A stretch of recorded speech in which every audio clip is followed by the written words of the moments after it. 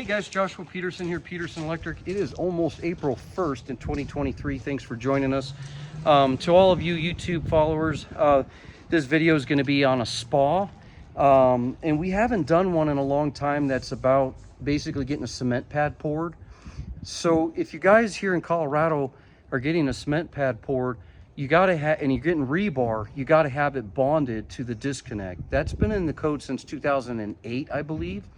And that's gonna be 680.26C, I believe, somewhere in that vicinity. But the reason why they want you to bond it is they want there to be no difference in potential of what you're standing on. Now, if your pad's already poured by the builder, you don't have to typically worry about it. If your pad doesn't have rebar, you don't have to worry about it. But if you're gonna have rebar, you need to have at least a bare number 8 solid. I use 6 gauge because I don't use 8 hardly ever in Colorado. We don't do a lot of swimming pools at all. This is not Florida.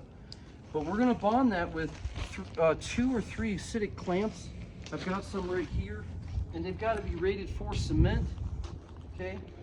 And then later, I'm gonna do a stub up. And when that concrete's poured, we're gonna cut that off and do a stub up so it can go on the side of the tub so there's no conduit that comes over the side of this, okay? But that then bonds into here to your disconnect. And this is off, by the way, guys. This is, we haven't even wired it yet. But yeah, you're gonna bond into your disconnect right in here, okay?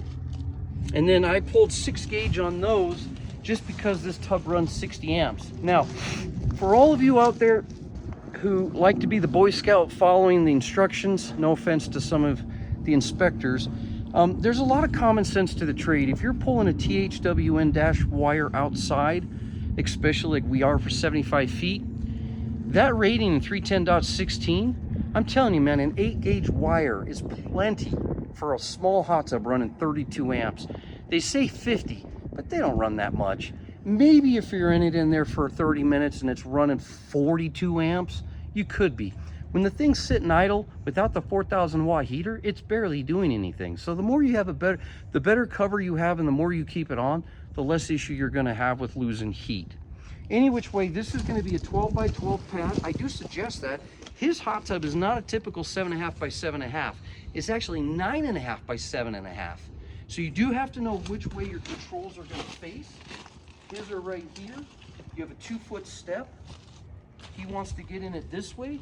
The tub's gonna go all the way, long way to here, and then the cover will flip off with jacks about 2 foot. So if you have a wall or a fence, you gotta keep in mind that hot tub, as it folds up the cover, it's about 2 foot to 28 inches, okay?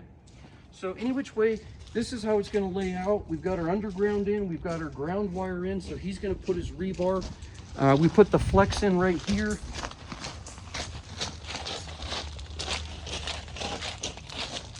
And then we're putting that in right into this panel here to wire it up today here. We'll be supplying that with 60 amps like they say for the hot tub. Does have to be GFI protected. Yes, you have to have an outlet within 10 foot, no further than 20. Most of the homes in the back already have that. Most inspectors don't even care about that, but you're supposed to have that. Why? I don't know.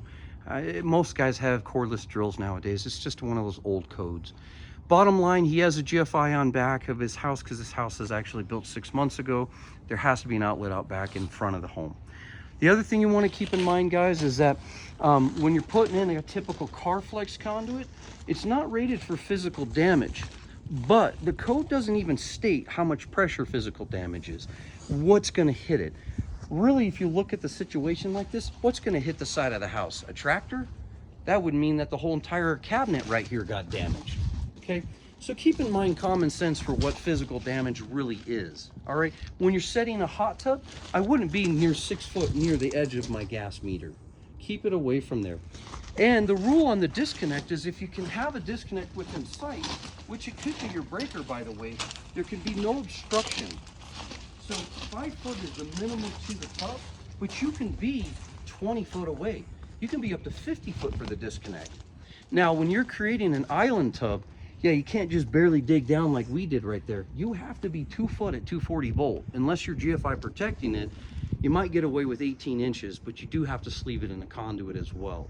and not typically a sprinkler pipe. You're supposed to use a PVC gray pipe that's rated for our trade, that you list and you glue and you put in bell ends on each side. Am I still running? So anyways, guys, yeah, so that's just a little bit about it.